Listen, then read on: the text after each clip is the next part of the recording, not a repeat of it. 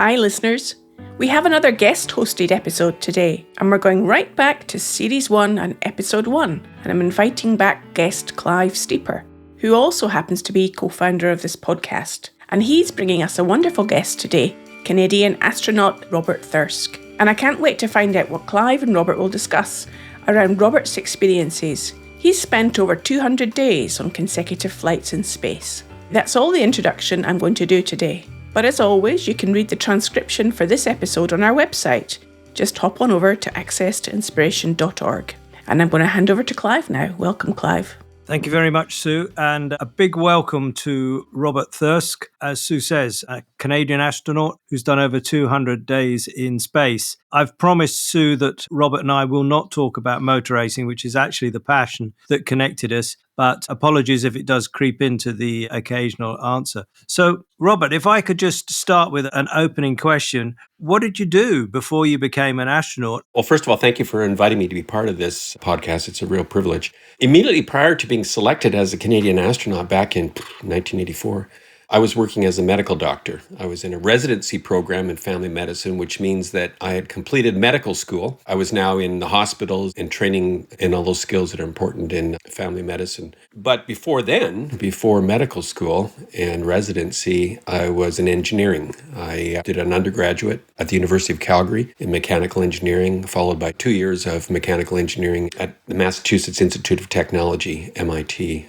So it was actually during my undergraduate years in mechanical engineering when a professor took me aside and said, I see something different in you. What is it that you want to do for your career? So I explained to him that I had an interest in space flight and solving some of these problems that prevent people from exploring further into the solar system. He said, well, you probably should get a medical degree as well. He took me by surprise, but that's what I did. I went and got the medical degree, and it turned out well for me. Exactly what I ended up doing in my career is engineering and medicine combined so nicely. And second part, what led you to want to become an astronaut? I grew up in a magical time. I grew up in the 1960s, and it was wonderful to be a child in that decade because society was moving quickly on so many fronts at the time.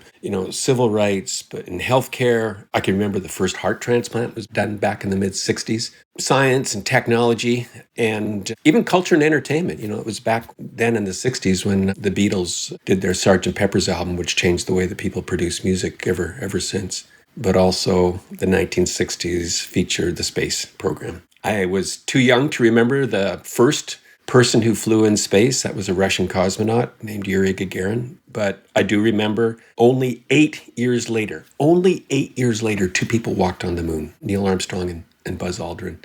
And so the spirit of the space program, and in particular the Apollo lunar missions, fascinated me. The Apollo astronauts became my heroes. They were venturing to some place where no one had ever gone before, taking incredible risks. The drama was incredible. And then maybe, Clive, the last thing I'll say is the 1960s featured some pretty phenomenal leaders as well, world leaders, people who said we do things not because they're easy, but because they're hard. Anyways, all of this influenced my young mind, and I wanted to be part of that program. I wanted to do the kinds of things that the explorers in the New Frontier were doing. So the time and place that I grew up had a big influence on the direction that my educational path and my career went. For me personally, hearing all of that is wonderful because I remember all of that, and I do actually remember the first Russian as well. One of the things that I wondered, if you like, to what extent that whole inspiration, that source of energy, how that helped you through what I imagine is an awful lot of challenging training. So although you've had lots of educational learning, to go on an astronaut program, from what I've seen in movies and TV programs, it is very intense and it's very long. And I think of, a lot of people who, if they hear the word training, will probably just, their head will hit the desk because, oh no, not that again. Whereas I imagine it's different for astronauts. I wonder if you could give us an insight into some of the key elements that you gained from that training. Well, you're absolutely right. Training is an absolute essential element of an astronaut career. In a sense, training is our currency of trade. Like auto racing, spaceflight is enormously difficult to conduct. The space environment is working against us. Seems like everything about the space environment, ionizing radiation, the speeds that we're flying at, the vacuum, the extremes of temperature, they're all trying to kill astronauts. And then often in space, astronauts only have one chance to complete a task correctly. Because of the constraints of the orbital dynamics or the tight mission timeline or the speed of the vehicle, we need to act correctly, fast, and do it right the first time. So training is an important part. It takes years of training on the ground to be near perfect in space. The first couple of years of candidacy for an astronaut involves something that we call basic training. In other words, what that means is that we bring in astronaut candidates from a variety of fields. Yes, we bring in military test pilots, but we also bring in scientists, we bring in engineers, we bring in medical doctors like myself. And those first 2 years of training brings all of us from our disparate backgrounds up to a common level of knowledge and skills. That takes a couple of years. After that, we get on to advanced training. And what that means is that we're learning some of the technical skills that are unique to being an astronaut. So I'm talking about EVA, or spacewalking, robotic operations, rendezvous, docking, assembly work, maintenance and repair of station systems.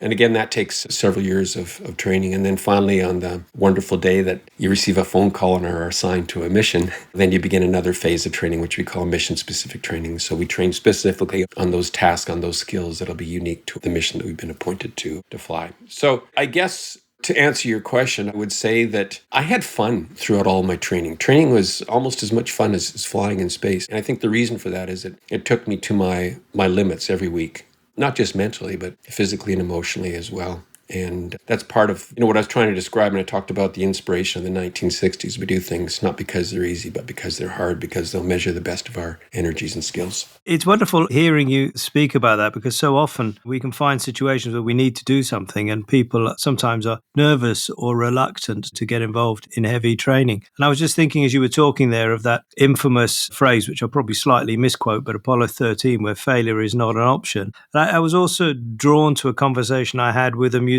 who said something, and I wonder if this resonates in the context of this part of the conversation. This musician was a really highly regarded musician, and they say that they practice until they can't make a mistake. So when they go onto the stage, they don't have that level of worry. They don't worry that they're not going to do it. It's just, will it actually be perfect, if you like? It was just that concept of practicing until failure is not going to happen. I just found that quite extraordinary.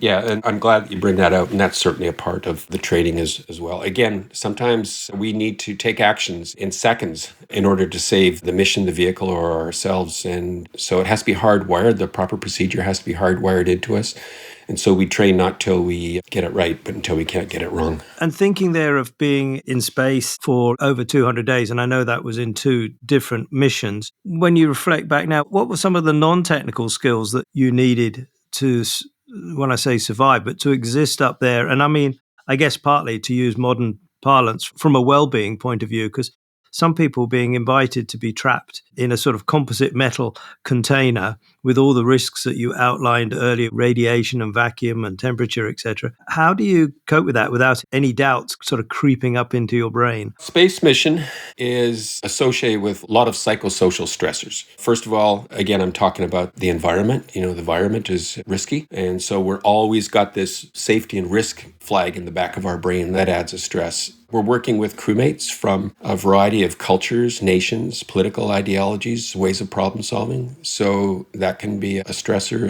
as well. And sometimes if you don't manage these stressors well, isolation and confinement of the vehicle itself, as you're intimating, it can lead to malbehaviors. So I'm talking about lethargy, drop in productivity amongst the crew, poor followership, poor leadership.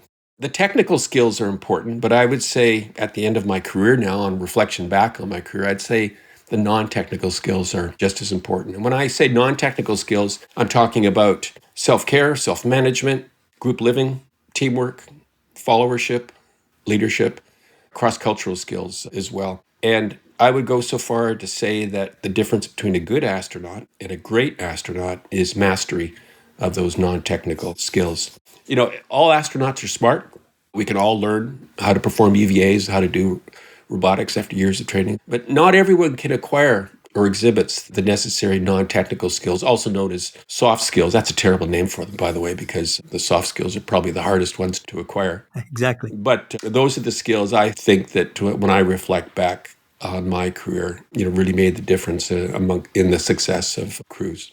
And just sticking on that point, and this may be an unfair question, But when you lift that marvelous and unique experience that you've got, and I know you work with leaders and other education and government establishments these days, all of the listeners here, how can we learn the essence of what you've kind of outlined there when we put it into our own environments where we maybe don't have the mission of going to space and all of that goes with that? We might view our own world as being mundane, yet we do need much of the essence of what you've just described. How can we convey that to people? You made reference to the Apollo 13 mission, and I think that exhibited to the world some of the benefits of the space management approach to problem solving, to managing complex vehicles, to manage complex missions. I've been retired now as an active astronaut for 10-ish years now. But in my post-astronaut career, I continue to embody or bring in some of these astronaut skills or traits or lessons that I've learned. So, for example, safety as the top priority. I always bring that into. Is my workforce safe? Are the consumers of our product or our services going to be safe? The other thing that I've learned is the lessons that we can learn from failure.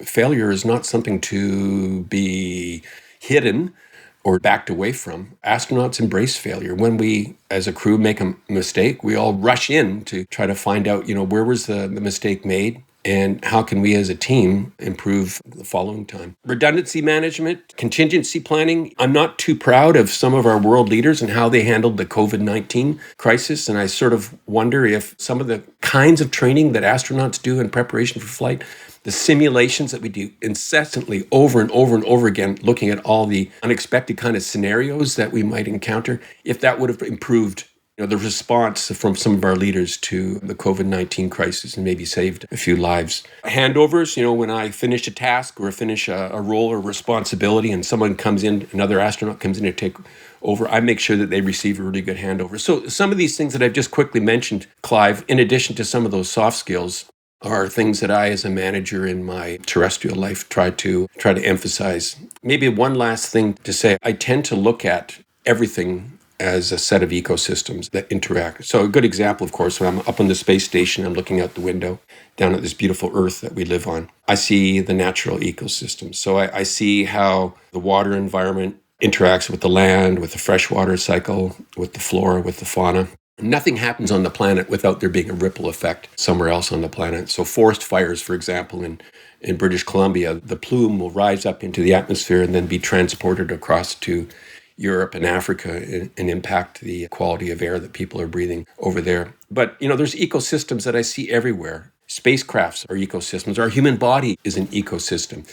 How can a tiny, tiny little group of cells in our pancreas, the islet cells that produce insulin, how can their failure, manifest itself in so many organ systems in the body? So, and without being flippant, I am assuming that when you're doing that briefing to a fellow astronaut, it's not via email. No, it's got to be face-to-face. In fact, one of the phenomena today that we're seeing post-COVID is work from home. And that just doesn't work for astronauts. Our skills are hands-on, our interactions are face-to-face with crewmates so that we can debrief properly. We can convey not only the intellectual, but also the emotional impact of our actions as well. So in the astronaut culture, work from home just would not work. We need to be there and interacting with our crewmates. So, Robert, when you now sort of come forward to today and the learning from everything that you've done in space and in leadership, what are some of the techniques that you use today that you see work from what you've learnt being an astronaut and all that training? Well, I could give you hundreds of examples, but let me give you one example that impacts my work week today. Several years ago when I was on board the International Space Station, about halfway through my 6-month mission, a Belgian astronaut named Frank Duina became the commander. And that evening, during his daily report down to the Mission Control Center, he went on and on and on about how I, earlier in the day, had done this wonderful job cleaning some fan filter. And I was overhearing what he was saying, and I was getting embarrassed because this task that I did, cleaning a fan filter, is something that everyone is trained to do and something that I had done several times in the past before. So when his conference was over, I went up to Frank and I said, Frank, why are you going on and on about me cleaning some fan filter today? You're actually embarrassing me. It's kind of a minor task. And Frank turned to me and he said, Bob, I know that cleaning the fan filter is a pretty mundane task. We're all trained to do it and that you've done it before. But I think you're a hell of an astronaut, and I wanted the world to know. These daily planning conferences go around the world. They're public. So I was blown away. It was just his way of showing appreciation for me, of recognizing me, acknowledging me and the work that I was doing on board the station. So I really learned a lesson there that day, that we need to acknowledge other people and the good work, recognize the good work that they're doing. So what I do now is, in my Outlook calendar and my week schedule, every Friday afternoon, I take 30 minutes and I write handwritten thank you notes to the people who earlier in the week had helped me with some of my tasks. Someone who made some travel arrangements for me, or someone who dropped over a book for me to read. I send thank you notes to them because I think we unfortunately go through life and not really thank and recognize the people who are actually helping us to get our job done and helping us in our own personal well-being as well. So thank you notes, handwritten thank you notes, are a big part of what I do every week now. What a wonderful idea. I'll try and do that. I'll use it. It sounds really good. And just thinking again about after you've come back from one of these long missions, how do you adapt back to the life on Earth? Because A, you can't look out the window and have quite that same vista. And B, there's less risk walking onto the sidewalk, perhaps, than doing an EVA. Well, it's a good question because every day I think back on my space experiences and I have a longing to go again. I don't want to take the place of anyone who's younger and more capable than me, but if you offer me a seat on a flight tomorrow, I would take it. I really missed the experience. But seriously, I know where your question is coming from because, again, a lot of those Apollo astronauts who walked on the moon, when they came back from their missions, they had mental health issues. Not all of them, but a few of them. Buzz Aldrin is a really good example. He was kind of public with the depression that he went through when he came back. And it's understandable that you would have a depression after walking on the moon. Like, what else can you do in life? And that's the ultimate achievement of humanity, like other 40 or 50 years of your life. But fortunately, I never had that kind of a mental health issue, Clive. And I think the reason for that is that I do not define myself as an astronaut. I define myself as an explorer. And there are a number of frontiers in society that we can be exploring. Sure, space is one of them, but there's other frontiers in science and healthcare and in technology and civil rights and equality. So these are issues that engage me today. So I get engaged in, some nonprofit work in the areas of education and equality that provide some gratification to me and makes me feel that I'm still part of this process as well. So I think it's important to define who you are as a person. I am a person, I think, a little bit unique because I have this sense of curiosity, exploration, creativity, and I define myself as an explorer. And there's so many wonderful fronts out there where we need to push back the frontiers. And touching on some of that work that you're now doing, what are the current inspirations that are driving you with the things that you're working on? I've been very fortunate in my life. I've worked with top organizations, top people who elevated my level of performance. I fulfilled a childhood dream.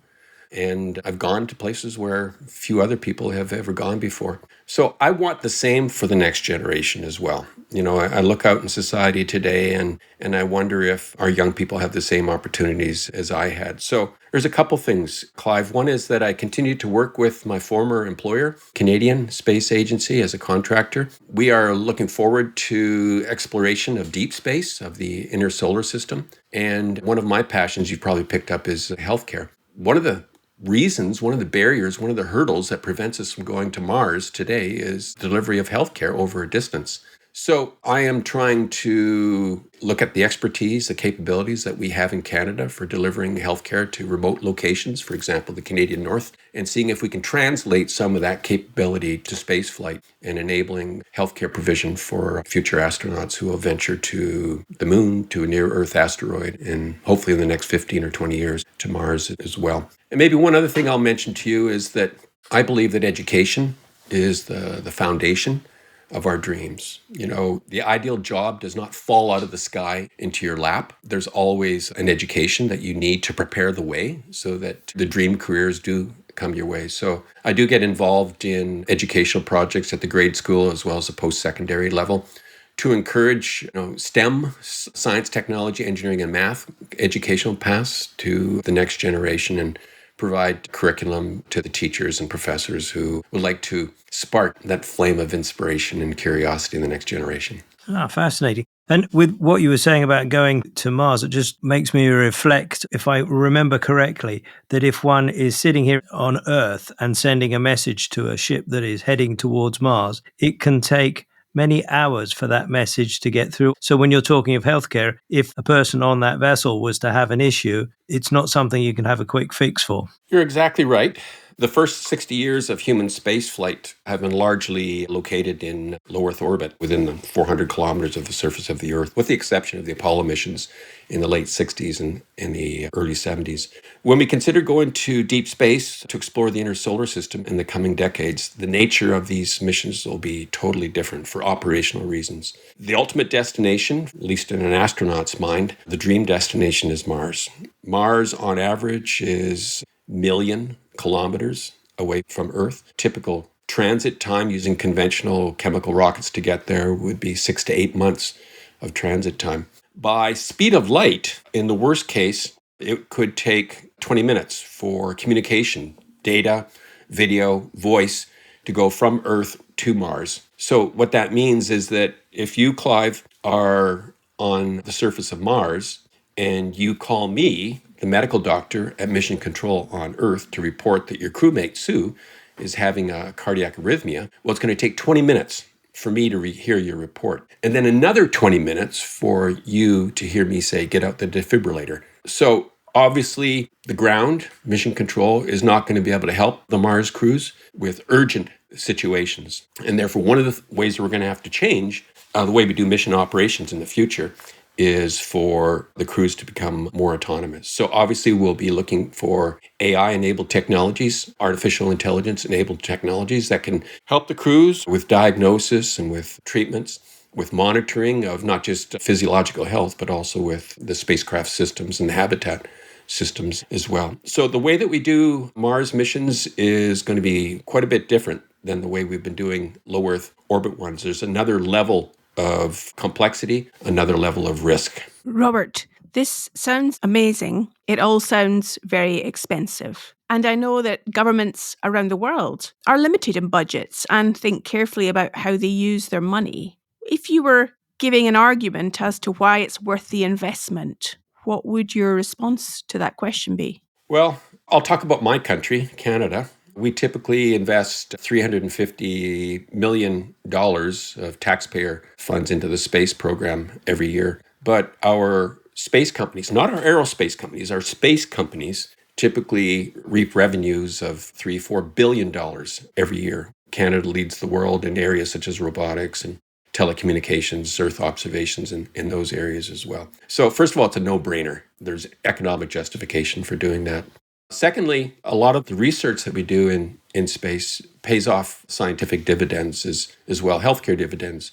My crewmates and I crystallized a protein in the human body. It's a protein that's found in the muscle fibers of young boys who suffer from an illness called Duchenne muscular dystrophy. And because we were able to do this in space, an inhibitor to that protein has now been in clinical trials, and hopefully we will have someday, not a cure, but a treatment for a very nasty disease here on Earth. We invest in the technologies for spaceflight, of course, but we can also spin them off to other uses as well. Canada contributed the robot arm to the space shuttle and also to the International Space Station.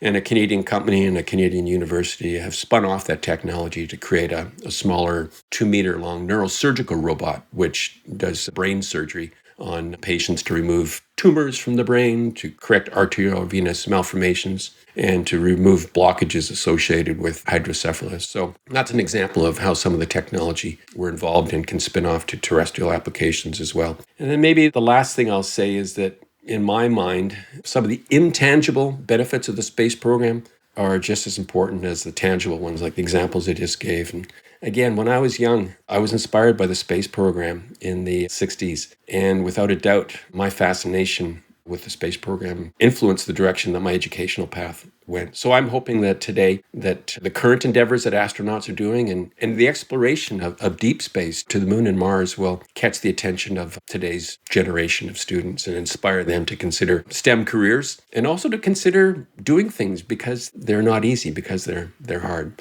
So those are just a few examples of why the space program does have a net benefit for society. Our first priority, of course, is to take care of this planet, be good stewards of planet Earth. But I think after that, I think we should think about exploring the inner solar system because it's part of our human curiosity, the sense of discovery, and because it will inspire the next generation to go further. Well, I'm glad that you're using the word inspiration there, Robert. It does seem like exploring space is giving people access to inspiration. And also, I think you're highlighting the importance of storytelling. So not just the curiosity of exploring deep space, but those further scientific benefits that sometimes the wider population doesn't get to know about quite as readily. Yeah, thank you. Yeah, thanks, Sue. And I promised that we wouldn't talk about motorsport, but however, it is interesting that in both the world of space and in things like Formula One, there are a lot of advances in technology which feed their way back into society. And I sometimes struggle with why they don't let everybody know where that came from, because so many people probably don't realize those type of things. There are examples I can give of similar things in Formula One and motorsport. Sometimes these extraordinary areas of our life, they keep the real successes, for me, the real successes, they keep them under a bushel. All they want to talk about is winning and losing, whereas actually there's many other things. And just sort of dwelling on that point, you've given us a clue, I think, but I'd just like to sort of draw this to a close with asking what you hope your legacy will be as an explorer and with much of the work that you're doing today with all sorts of different areas of life. Yeah, I'll be happy to answer that, but you made a really good point just before, Clive, and I really have to respond to that as well. I was listening to one of your earlier podcasts with J.D. Bartow, an astronaut colleague, and as the interview was winding up, he made a really astute comment, and he said that, as the space age opens up and we have the opportunity to fly more people, a more diverse group of people in space, we need to start flying communicators and artists. Most of us who have flown to date, we're the scientific, technical, medical, geeky kinds. And I do my best to try to communicate the wonder of spaceflight and the benefits of spaceflight. But I hope that the day is coming when more people can get into space and that we can have the people who can best describe through words, through paintings, through other forms of artwork, what the experience is all about and what the benefits are as well. So I agree with JD and others that we really need to make sure that we get artists in space as soon as possible. I think that's a brilliant idea, Robert. The thought of sending a poet, an artist, 2 or 3 different musicians and some of the other arts up there and then seeing what they create and what they say when they came back. What a fabulous idea. Can you imagine if Stevie Wonder flew in space with the piano, with the electronic keyboard? He won't be able to appreciate the view out the window, but just the thrill of being in space, or Adele or someone like that. I think they would do a really good job of describing what it is. I must admit, I was thinking Jimi Hendrix, and then maybe he wouldn't have needed the chemicals he did use. Legacy. So I was privileged, as I mentioned, to fulfill a childhood dream, to go where few people had gone before, to work with the best organizations, the best people in the world. And yet, I hope that the adventures that I've lived in my career and the lessons that I have learned have brought back a greater benefit to the public, to other people, than they brought to myself. In other words, I hope that my legacy will be that I brought great benefit to the world. I helped to make the world a better place. With privilege comes responsibility. I was privileged. I was honored to follow the career that I did. But I think there's always a responsibility. And the responsibility is to push society to not be risk adverse in our processes and in our undertakings, and also to continue to take on audacious challenges. So I hope that's my legacy, that people will say that Bob brought benefit back to society and he pushed us to be our best selves. Well, from my perspective, Bob, you've certainly enriched my understanding of being in space and the values that can come from it. So for that, I thank you. And I'll hand you over for now for Sue to just close out.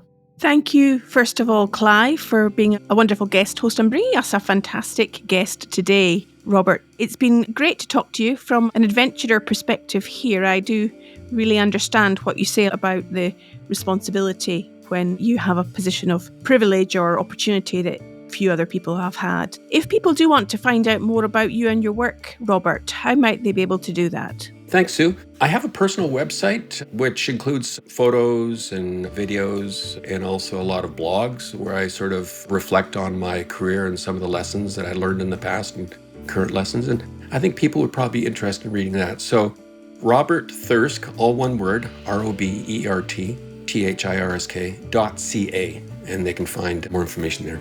Wonderful. We'll put links to that on the show notes. Again, I've been inspired listening to the conversation between you and Clive. Thank you both today, and I wish you all the best in your future ventures today, Robert. Thank you, Clive. Thank you, Sue.